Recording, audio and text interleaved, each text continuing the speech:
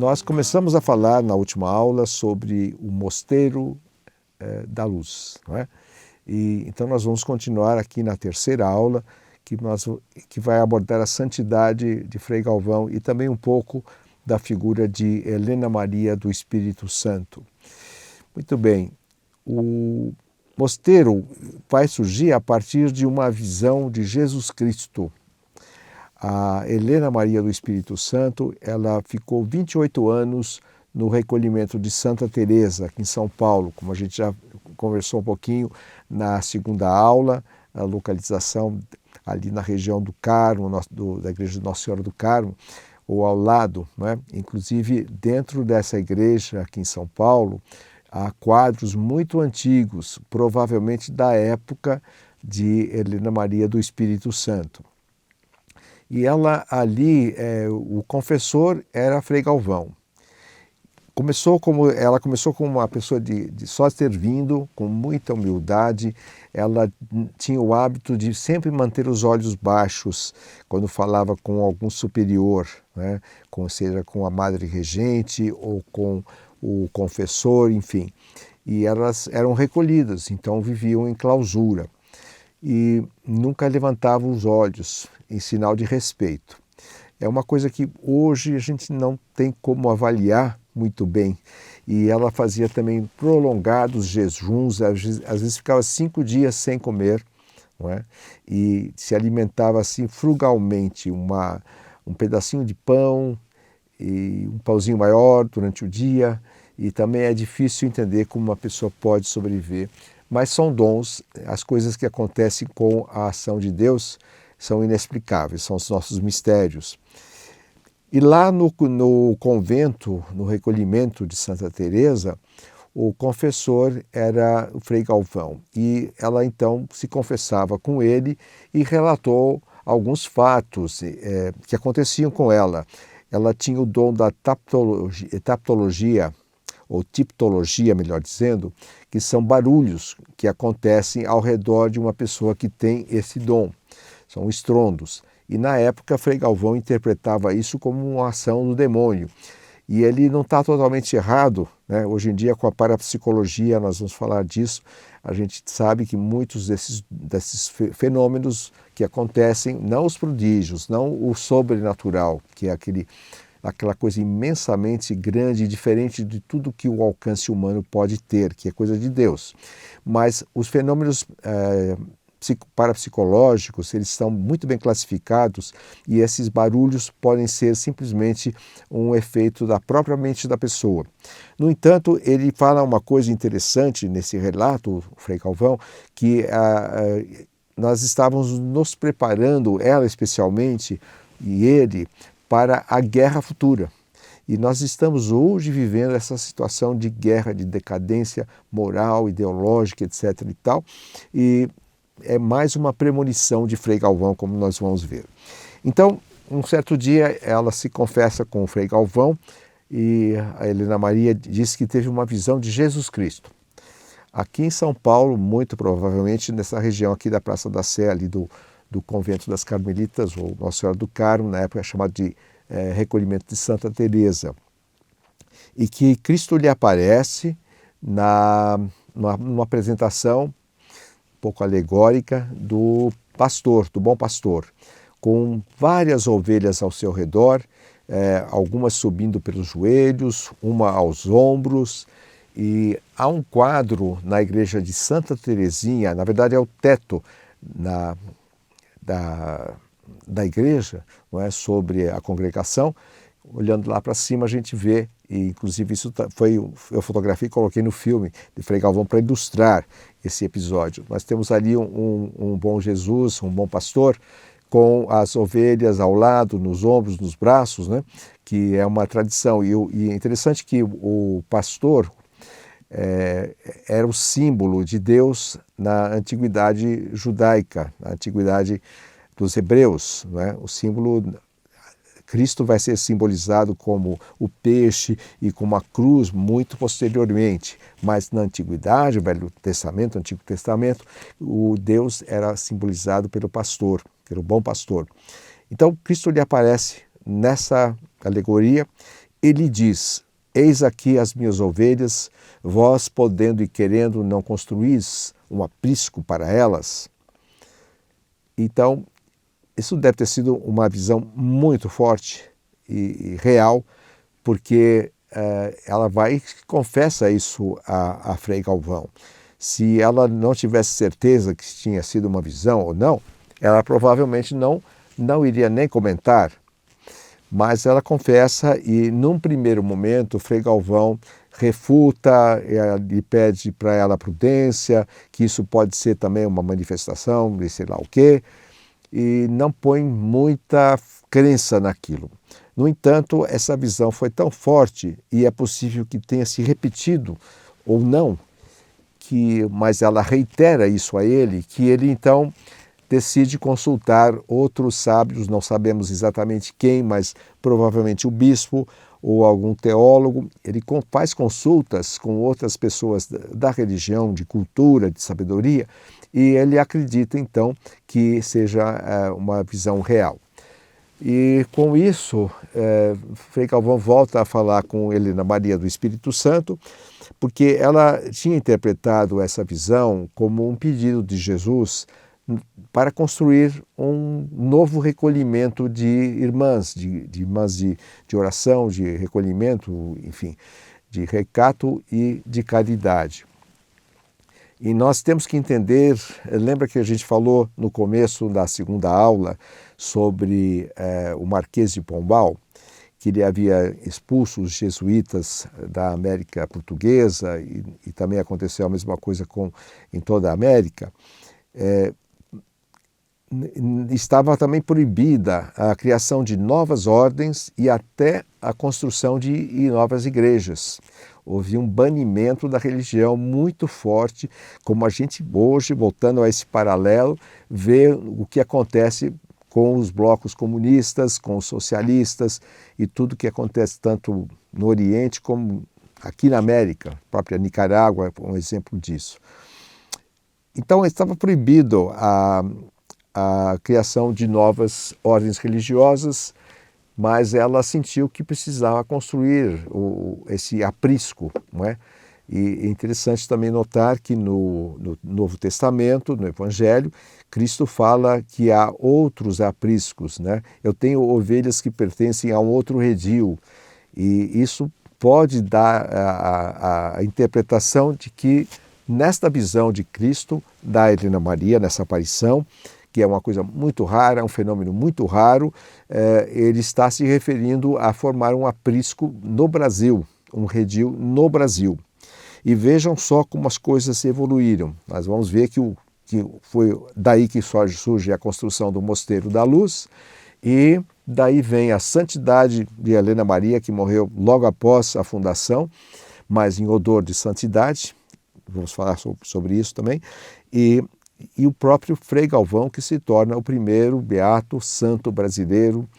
Então, era proibido construir novas ordens, fundar novas ordens, nem construir igrejas, nem nada. Então, e ela insiste que acha que deve fazer.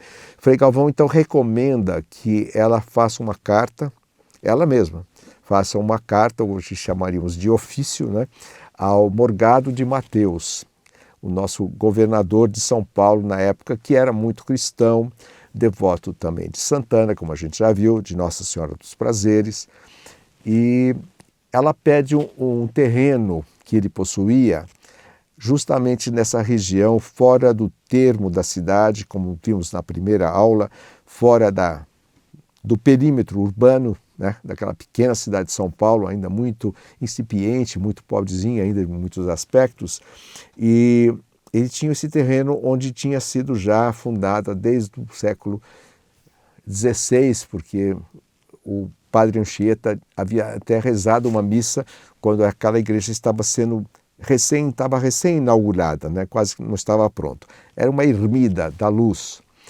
E aquela área, hoje conhecida como o bairro da Luz, né? Onde nós temos o mosteiro, era do governador.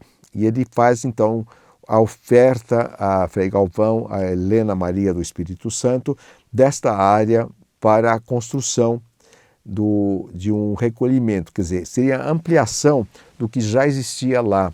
E o que existia era uma pobre igrejinha com algum acampamento, algumas acomodações para romeiros, peregrinos. Então, vejamos, aí nós vemos a importância da devoção de Nossa Senhora da Luz. Como expliquei na primeira aula, uma devoção que surge em Portugal, ali no começo do século, no final do século XV, começo do século XVI, em torno de 1490 até 1500 e pouco. Então, na fundação de São Paulo, logo em seguida já surge essa Ermida da Luz por uma doação de um senhor que tinha alcunha de Carvoeiro. E esse livro aqui é o livro que eu queria mostrar para vocês sobre o Santuário da Luz. Ele é o melhor livro, praticamente o único livro que existe que conta a história, essa história que eu relato a vocês, da origem da devoção de Nossa Senhora da Luz. Há outros livros, porém eles já estão esgotados, são livros que foram editados no século XVII e XVIII, muito antigos. E ele relata a história de Pero Martins, aquele que estava preso na África. E essa devoção foi muito grande em Portugal, logo os reis aderiram, a filha de Dom Manuel aderiu à devoção em Carnide, em que esse senhor encontrou uma imagem de Nossa Senhora. Então aqui no Brasil, em São Paulo, tinha também já a devoção dos portugueses e dos que estavam aqui, os brasileiros, né? Os portugueses que vinham aqui por conta do pau-brasil. Eu aprendi recentemente que brasiliense era o que era nascido no Brasil, era daqui, e o brasileiro é o que vinha para buscar o pau-brasil, para exportar, para negociar e não necessariamente ficar no país. Mas esses portugueses, esses brasileiros, esses brasilienses já cultivavam a devoção de Nossa Senhora da Luz, e o Padre Anchieta, como eu já disse, também lá rezou. Portanto, essa região estava um pouco abandonada, precisava de reformas, e o Morgado de Mateus concede essa região, esse terreno, e vai-se começar a construção, da qual participou Frei Galvão, Helena Maria, e ela vai mudar para essa nova casa com poucas irmãs, bem a pé, de forma discreta, após uma celebração religiosa. Eles saem da Sé, saem do recolhimento de Santa Teresa, ela sai com algumas irmãs e vai morar na Luz. E ela, desde o começo, chama de recolhimento da Divina Providência, de Nossa Senhora da Conceição da Luz. Nossa Senhora da Conceição, grande devoção franciscana de Frei Galvão, mas tudo isso vai se interligando de uma forma admirável. E lá começam a construção. Frei Galvão tinha aprendido na escola do Seminário de Belém e depois continuando em Macacu, no Rio de Janeiro, e continuamente aprendendo. Ele tinha noção de geometria, de construções, e ele faz um projeto magnífico, até hoje a gente admira, e é um bem tombado pelo IFAM, né, ou IPAM, que é o Instituto Patrimônio Histórico Artístico Nacional, uma edificação notável, que demora muitos anos, e ele pedia, ele era um esmoler, como se diz, né? O esmoler, ele pedia doações e constantemente andava a pé por várias regiões, Itu, Vale do Paraíba, Rio de Janeiro, Paraná, já manifestando os seus dons. Nós vamos ver isso em seguida. E consegue alguns fundos para construir esse mosteiro. E havia participação também de escravos, de caboclos, as próprias irmãs ajudaram, e tudo isso de uma forma muito discreta para não chamar a atenção do governo português do Marquês de Pombal. Inclusive, para não infringir a lei, não ir contra o regente, que era na época esse cidadão, Frei Galvão usa de um artifício. Na verdade não foi o Frei Galvão, foi o Morgado de Mateus. Ele faz um relatório do que estava acontecendo aqui na província de São Paulo, ele como governador, e ele menciona de passagem, lá no meio do texto, que A propósito, um grupo de senhoras está se reunindo num lugar ermo aqui fora da cidade para orar na antiga Ermida da Luz. Então, com isso, ele notifica ao Marquês de Pombal, sem nenhum alarde, que estava sendo ali fundada uma nova ordem religiosa. Mas eu quero também mencionar o seguinte: essa visão de Cristo pela Helena Maria do Espírito Santo, um fato notabilíssimo, notável e muito raro. Poucos são os momentos que na história nós temos relatos assim de uma visão de Cristo, uma aparição, o que seja, sobrenatural. E isso também vem de encontro com o que aconteceu ao príncipe Afonso Henriques de Portugal no ano de 1139, no dia 25 de julho, que é uma data hoje em dia comemorada para celebrar São Cristóvão, né? São Cristóvão, que é o santo que teve, ficou conhecido por ser o padroeiro dos viajantes, dos que navegam, dos que viajam, enfim, que fazem transporte, dos motoristas, mais recentemente, não é? Então, 25 de julho, São Cristóvão, aquele que atravessou as águas com um menino nos ombros, que tinha uma coisa que pesava muito, que eram os pecados do mundo, e era o próprio Cristo, numa manifestação também especialíssima, como uma criança. Mas, então, Afonso Henriques, que era um príncipe de Portugal, ele se viu cercado por 5 legiões de mouros numa guerra em Ouriques. E ele, nessa noite, ou na véspera, ele tem um sonho. No sonho aparece um senhor de idade, com o jeito de um sábio, um velho, né? E ele fala que o deve seguir. E ele acorda e ele sai da tenda no campo de batalha. Eles estavam numa situação muito inferior de pessoas, de soldados, para enfrentar 5 legiões de soldados de 5 reis mouros. Mas ele sai fora, ele encontra esse senhor na realidade que estava no sonho. Do sonho passou-se a uma pessoa presente e o leva até um ponto onde ele se vê confrontado com Cristo. O Cristo crucificado, glorioso, que lhe fala que ele venceria a batalha, que ele deveria sim lutar e que tivesse fé e que ele fundaria um reino, no caso Portugal, e ele levaria por esse reino a fé cristã, a fé cristã e o Evangelho a povos ignotos e terras desconhecidas. E dito e feito, foi o que aconteceu, e daí o elan, a motivação e a missão portuguesa de cruzar os mares, descobrir novas terras e levar a civilização cristã, o Evangelho, como nós vimos, os jesuítas e todos os religiosos que vieram, transformaram a América em um século, praticamente, ou um pouco mais de um século. Toda a América ficou cristianizada. É o fenômeno mais rápido de cristianização que nós já tivemos em toda a história. Isso por causa da saga dos descobrimentos portugueses, que começa com Afonso Henriques, com a Batalha de Ourique. Então, veja só, uma manifestação de Cristo em Ourique ao príncipe Afonso Henriques e depois uma apresentação de Cristo a Helena Maria do Espírito Santo em São Paulo, muito provavelmente nesse recolhimento de Santa Teresa, para a construção de um aprisco para as ovelhas desse novo redil, que é o que acontece, e daí vem a santidade de Frei Galvão, como eu já disse, e também a santidade de Helena Maria. Então, essa é a gênese do Mosteiro da Divina Providência de Nossa Senhora da Luz, hoje conhecido como Mosteiro da Luz.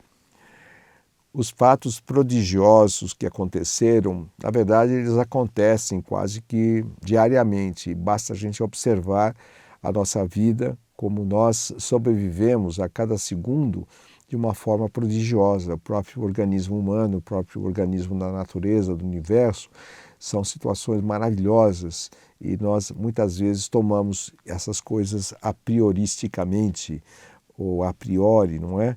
Em que não damos muita importância ao ar que respiramos, à beleza de uma flor, à felicidade que a gente tem, enfim, todas as coisas da vida.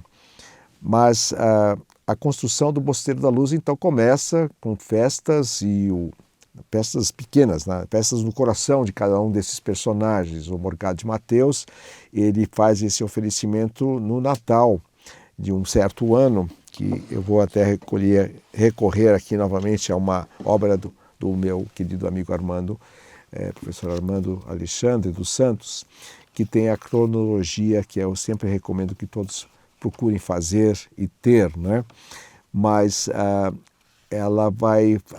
mudança para o mosteiro vai acontecer no ano de 1788 e um pouco antes disso, claro, foi aprovado pelo Morgado de Mateus, né?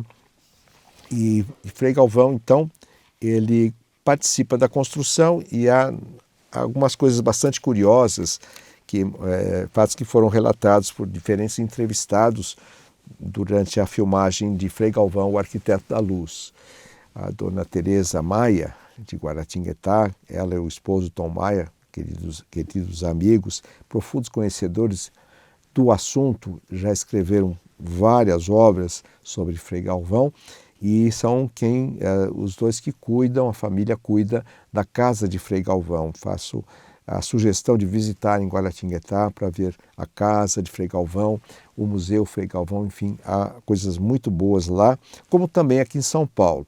E mais recentemente temos o Santuário de Frei Galvão em Guaratinguetá, com um projeto belíssimo, agora sob os auspícios, sobre a administração dos frades franciscanos, Dom Diego e o seu grupo, que também tem coisas muito bonitas para se ver e visitar. Mas na construção, Frei Galvão, ele deixava primeiro os escravos comerem, todos se alimentavam, o que sobrasse ele consumia. E se não sobrasse nada, ele não consumia nada.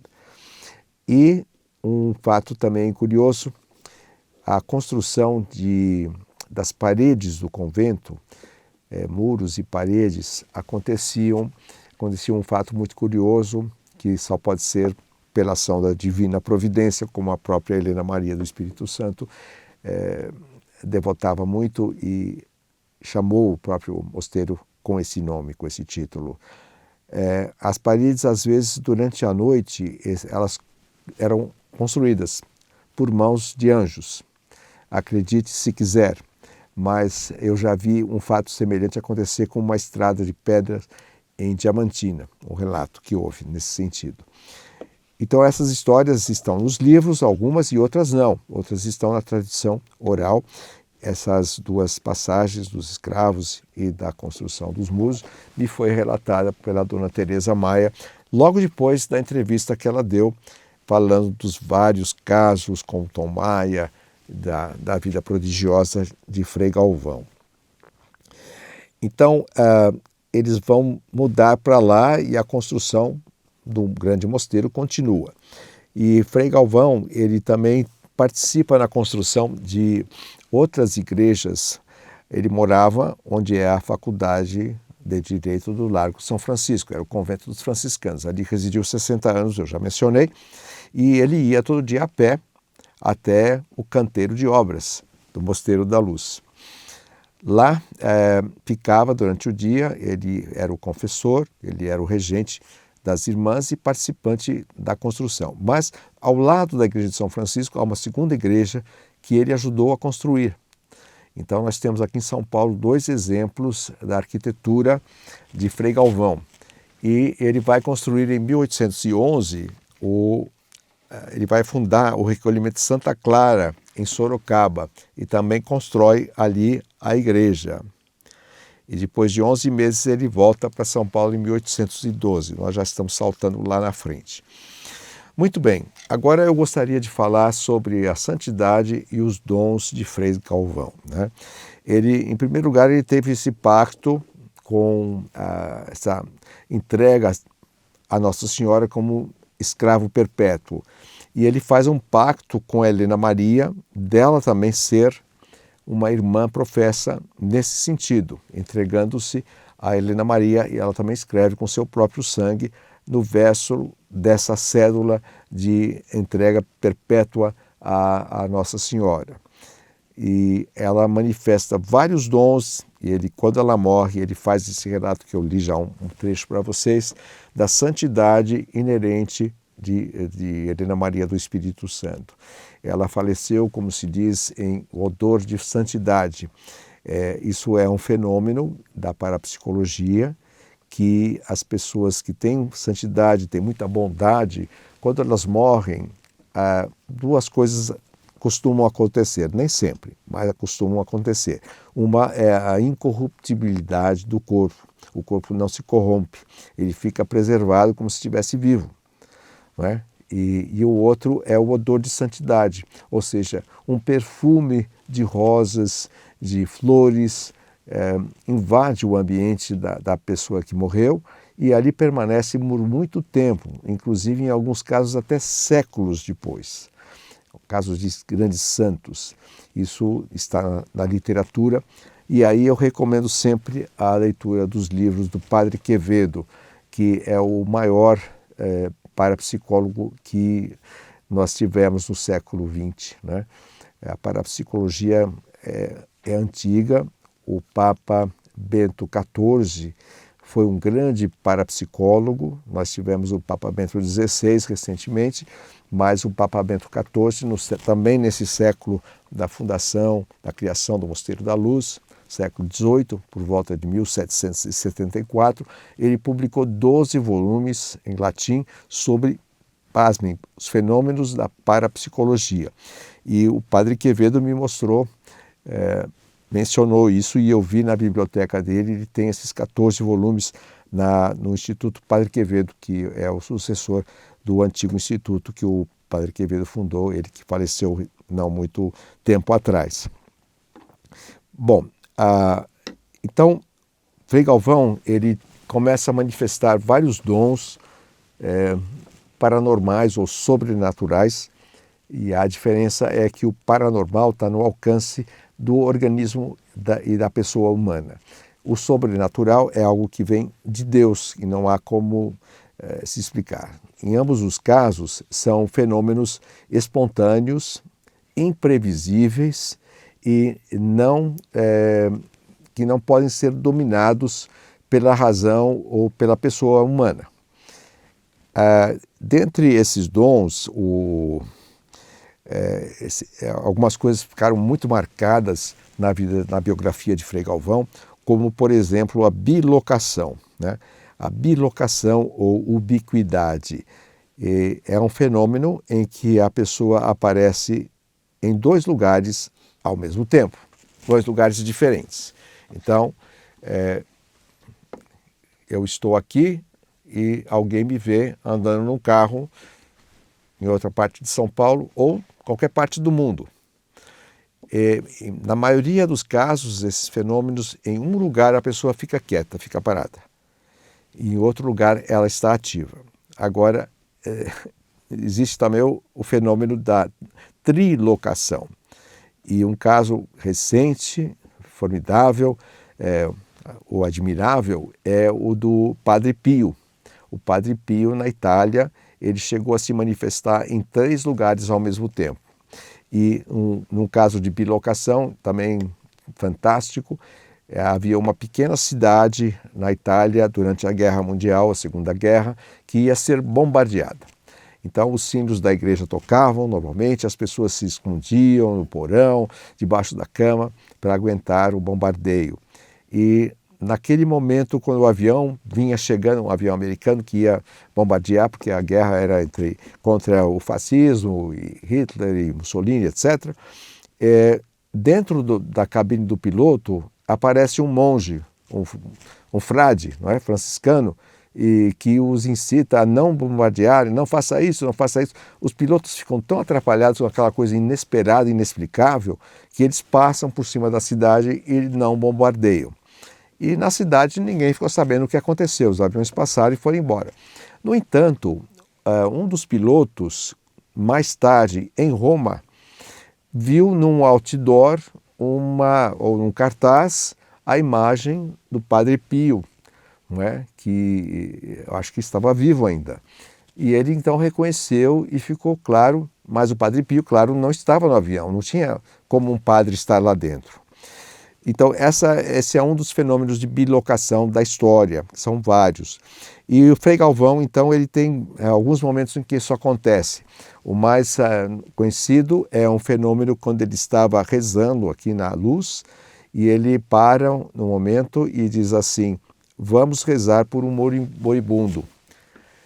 Numa missa ele para por um minuto e senta pede a todo mundo que reze. E naquele exato momento, no Tietê, no Alto Tietê, na cidade de Jaú, houve uma confusão com um escravo, com o senhor do escravo, uma briga, e o senhor lá é esfaqueado nas costas pelo escravo. E ele está morrendo. E os ajudantes foram acudir e acolher, e ele pede a confissão: eu quero, por favor, um padre, eu quero me confessar, porque eu senti que estava morrendo. E naquele momento, então, aparece um frade passando ali, né? Aparece Frei Galvão ali proximamente e ouve esse homem que estava morrendo em confissão, ao pé do ouvido, e dá absolvição, e faz todo o rito dentro do possível. Ele morre e aí no Mosteiro da Luz, em São Paulo, Frei Galvão retoma a missa. Então esse é um dos casos de bilocação, dom paranormal. Ele foi muito pleno de dons paranormais, Frei Galvão, e eu atribuo isso, como os milagres, a essa servidão perpétua como escravo de Nossa Senhora. Então agora vamos falar sobre outros fenômenos de Frei Galvão. Todos eles são classificados pela parapsicologia, e um deles é o transporte de itens, né, de objetos. E há vários relatos. Um deles é de um médico que visitou Frei Galvão, e Frei Galvão deu a ele um crucifixo. Quando ele vai voltando para casa, já distante do Mosteiro da Luz, ele descobre que o crucifixo não está com ele. Não está na bolsa, não está com ele, esqueceu. E qual não foi a surpresa quando ele chega em casa e vai abrir a gaveta de uma mesa e encontra lá o crucifixo, né? Frei Galvão também aparece em vários lugares distantes, no meio do nada. Vários casos assim, um de uma pessoa que também queria confessar com Frei Galvão, era um ateu que não acreditava em religião, né? Então alguém, depois, como ele está à morte, chega para ele e fala assim: o senhor não acha melhor se confessar? A gente pode chamar o Frei Galvão. Aí ele responde: não, ele disse, já esteve aqui, já me confessei. Como já esteve aqui? Ninguém entrou, né? Aí ele diz: olha, deixou um lenço, e realmente havia um lenço com as iniciais de Frei Galvão, né? E muitos outros casos assim, de curas no interior de São Paulo. Uma ocasião, um fazendeiro com um rapaz, com a jovem esposa, que estava num parto dificílimo, febril, à beira da morte e tal, e ele vai correndo, viaja longas horas para chegar em São Paulo e encontrar com o Frei Galvão, e o Frei Galvão não está em São Paulo, né? Então ele fica triste, dizem que ele viajou para o Rio, né? Então ele fica triste e volta para a fazenda. Quando ele volta, ele encontra a esposa já curada, já passado aquele surto febril, dificuldades de um parto. E aí ela diz que Frei Galvão tinha vindo visitá-la no meio da noite. Era uma noite que chovia muito, e ele entrou, mas entrou a pé enxuto. O hábito franciscano dele não estava molhado. Deu de beber água a essa moça, e ela se confessou, ele deu a bênção e ela imediatamente ficou curada. E aí ele saiu novamente, e o marido não entendeu aquilo, não acreditou, e ele foi ao Rio de Janeiro para ter certeza que se o Frei Galvão estava lá, e queria agradecer a Frei Galvão. quando ele chega no mosteiro, Frei Galvão não está mais lá, mas já tinha voltado a São Paulo, mas nos dias em que aconteceram essas coisas todas, o superior lhe informa que ele não tinha arredado o pé de lá. Esses casos e muitos outros nós apresentamos com mais detalhe no filme Frei Galvão, o Arquiteto da Luz, que eu sugiro que você assista, inscreva-se no canal Malcolm Forest e desfrute desse conhecimento e dessa emoção toda que é a história de Frei Galvão. Outros fenômenos que ele tinha, por exemplo, levitação. E quando eu mencionei esses fenômenos ao padre Quevedo, que foi entrevistado para o filme, ele disse: admirável que tenha tudo isso na biografia de Frei Galvão, porque são justamente os mesmos fenômenos, muitos deles, que aconteceram com Santo Inácio de Loyola, o fundador da Ordem dos Jesuítas, a qual Frei Galvão teria tido preferência em pertencer. Mas a levitação, ele andava sem tocar os pés no chão. E uma vez, numa fazenda no interior de São Paulo também, ele foi hospedado pelo fazendeiro, tinha um quarto dele, e havia ali uma passagem interessante, uma coisa que hoje existe, principalmente nos Estados Unidos, uma passagem para gatos e cachorros. É uma cortininha que o gato passa embaixo da porta, né? E ele pode entrar e sair. E, naturalmente, talvez até por causa de ratos que havia naquela situação ali. E então ele está no quarto dele rezando e as crianças muito curiosas, né, os pequenos lá da família, eles vão espiar por essa fresta da passagem dos gatos para ver o que o Frei Galvão estava fazendo. E aí percebem que o Frei Galvão está ajoelhado, mas flutuando no ar, não é? Flutuando em pleno ar. E isso foi relatado. E os outros fenômenos de caminhar sem tocar no chão é uma coisa interessante também, que Anchieta, nosso padre Anchieta, que também tem muitos milagres, primeiro é o segundo santo brasileiro, digamos assim, porque ele nasceu em Tenerife, como já falei na primeira aula, estudou em Coimbra e veio ao Brasil para fundar São Paulo e toda a catequese que fez maravilhosa, a gramática tupi e tudo mais. Ele tinha muitos dons também. Já mencionei, acho que mencionei isso para vocês, que o Anchieta viajava de Santos a São Paulo, voltava em 2 horas. Hoje nem de carro se consegue fazer isso. E Frei Galvão ia para o Rio de Janeiro, ia para Itu, para esses vários lugares, sem usar montaria. Como é que ele fazia isso? Bom, na época surgiu até uma quadrinha, uma espécie de uma oração, que dizia: em minha aflição, socorrei-me, meu Frei Galvão, vós que não pisais no chão. Então ele ficou famoso por andar sem pisar no chão, ou seja, ele poderia praticamente voar, andar longas distâncias rapidamente, praticamente não tendo que se cansar tanto ou pisar no chão. Então esse fenômeno é o da levitação. Ele também tinha a leitura dos corações, uma espécie de telepatia, ou ele podia saber o que a outra pessoa estava pensando. Muitas vezes vinha uma pessoa com pensamentos maus a respeito dele e ele já, quando chegava, ele já dizia o que ele ia falar, não é? E também a distância, ele sabia exatamente o que estava acontecendo à distância.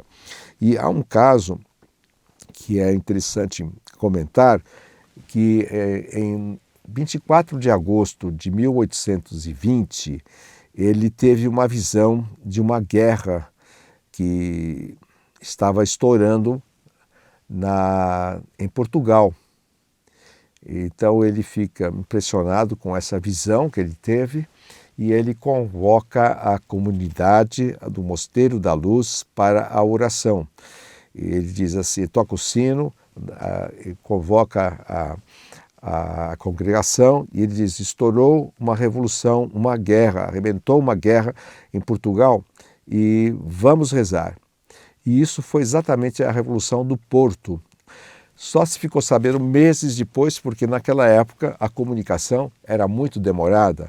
Então, até chegar a notícia ao Brasil, chegar a São Paulo, tudo, passaram-se alguns meses. Mas foi um momento crucial em Portugal, na história de Portugal e na história do Brasil, porque as forças revolucionárias, a herança que vem lá da Revolução Francesa, até antes, na época do Marquês de Pombal, em Portugal, estavam propondo a anulação do reino de Dom João VI, né? Que era uma revolução liberal, como se dizia, e se não fosse o árduo combate e as orações de Frei Galvão e outros, não teríamos tido a sorte de vencer esse episódio e o Brasil continuar a ser um reino e não se fragmentar, como poderia ter se fragmentado em várias pequenas regiões, colônias, pequenos estados, como aconteceu com o resto da América do Sul.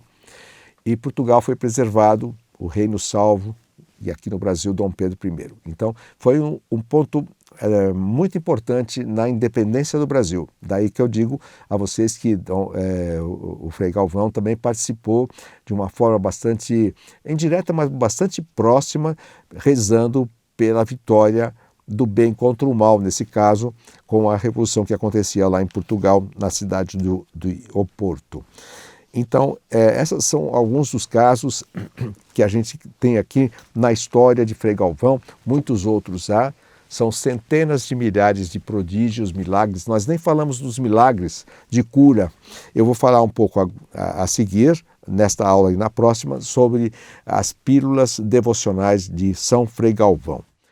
As pílulas de Frei Galvão são uma atividade devocional de grande eficácia na fé, né? Nós vamos ver isso, que também tem um componente de folclore. Todas essas tradições dos santos, de orações específicas ou práticas, como o Pão de Santo Antônio, elas se tornam uma coisa também folclórica, ou seja, é uma conversa, é um conhecimento das populações. E nós vamos ver, nós vimos aqui a fronteira da fé e da ciência, de certa forma, que eu costumo chamar de ciência do cristianismo, ou seja, a gente tomar consciência de aspectos maravilhosos, mistérios inexplicáveis, embora o ser humano, com o seu conhecimento, o seu estudo, Cristo na cruz diz ao Pai, perdoai porque não sabem o que fazem. Então, naturalmente, os jesuítas, todos os religiosos se esforçam muito na educação, porque quanto mais educado, culto, mais conhecimento tivermos, mais vamos respeitar a Deus, vamos admirá-lo e vamos querer compreendê-lo pela nossa ciência também, a fé. E eu fecho essa aula me despedindo de vocês com uma definição da noção de fé que o Padre Jesus Priante costuma nos passar.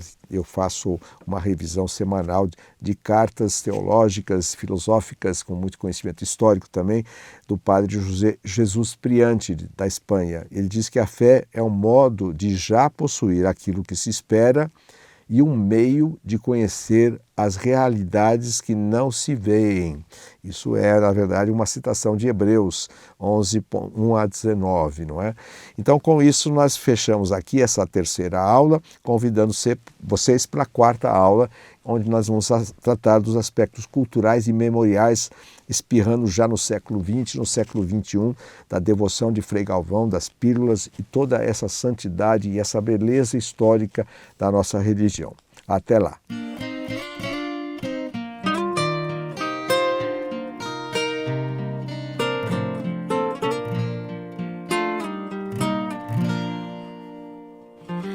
Meu querido Frei Galvão.